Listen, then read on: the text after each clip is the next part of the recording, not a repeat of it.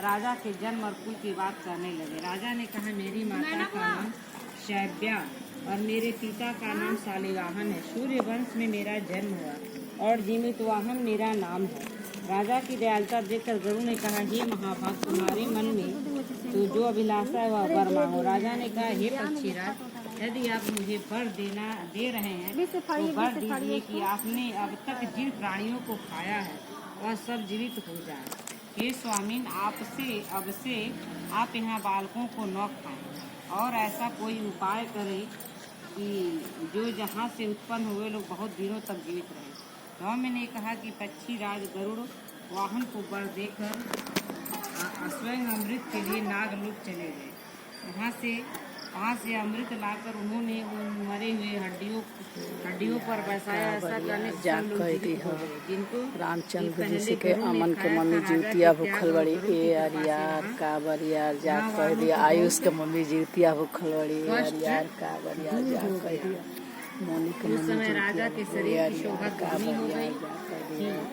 राजा की दयालुता देखकर गरुड़ ने फिर कहा, मैं संसार के कल्याण की एक और वरदान दूंगा। आज आश्विन कृष्ण सप्तमी से रहित शुभ अष्टमी तिथि है। आज ही तुमने यहाँ के राजा को जीवन दान दिया है। ये बस अब से यह दिन ब्रह्म भाव हो गया। जो मूर्ति भेद से विविध मानव से व्याख्यात वही त्रिलोक से पूजित दुर्गा अमृत प्राप्त करने के अर्थ से जीवित पुत्रिका कहलाई। जो स्त्रियां उस जीवित पुत्रिका की तुम्हारी पूजा करेंगी तो दिनों दिन उनका सौभाग्य बढ़ेगा और वंश की भी बढ़ती होती रहेगी। ये महाभाग, इस विषय में विचार करने की भी आवश्यकता है। ये राजा सप्तमी से रहित है और उदया तिथि की अष्टमी को व्रत, यानी सप्तमी विधि अष्टमी जिस दिन हो उस दिन व्रत कर शुद्ध अष्टमी को व्रत करें और नवमी को पारण करें। यदि इस पर ध्यान नहीं दिया गया तो फल नष्ट हो जाए और सौभाग्य तो अवश्य ही नष्ट हो जाए।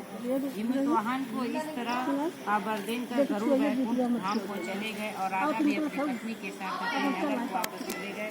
हम द्रौपदी से कहते हैं, हे देवी, मैंने इस अतिशय दुर्लभ व्रत को तुमने बताया। इस व्रत को करने से बच्चे दीर्घायु होते। हे देवी, यह व्रत है और दुर्गा जी का पूजन करो तो तुम्हें अभी लसित फल प्राप्त होगा। मुनिराज धौम्य की बात पर द्रौपदी के हृदय में एक प्रकार का कौतूहल उत्पन्न होगा और पुनः वासिनी स्त्रियों को बुलाकर उसने साथ यह उत्तम व्रत किया। गौतम ने कहा, यह व्रत तो इसके प्रभाव से को किसी एक चील ने सुन लिया और अपनी सखी सियारिन को कॉलेज है इंटर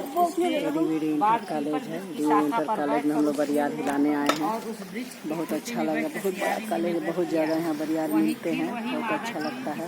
उत्तम ब्राह्मण के मुँह से यह कथा सुन आई और पीपल के सोते में बैठी हुई अथा उसने इच्छा भर के मांस का भोजन किया और चील बिना कुछ खाए पिए रह गई और सवेरे हो गया। सवेरे वह गौशाले में गई और वहाँ गौ का दूध पिया। इस तरह नवमी का उसने पारण किया। कुछ दिनों बाद वे दोनों मर गईं और अयोध्या में किसी धनी व्यापारी के घर में जन्मी। संयोग से उन दोनों का जन्म एक ही घर में हुआ, जिसने सियारिन ज्येष्ठ हुई और चील छोटी। वे दोनों सभी गुण लक्षणों से युक्त थी, इसलिए सब बड़ी लड़की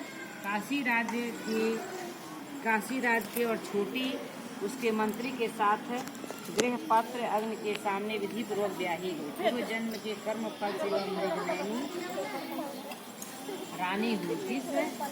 किसी भी संतान को उत्पन्न करते हुए मर जाता और पूर्व की बातों का स्मरण करने वाली मंत्री की पत्नी ने 8 वसुओं से सदृश तेजस्वी 8 बेटे उत्पन्न किए और सभी जीवित रहे। अपनी बहन के पुत्रों को जीवित देखकर ईर्ष्यावश राजपत्नी ने अपने स्वामी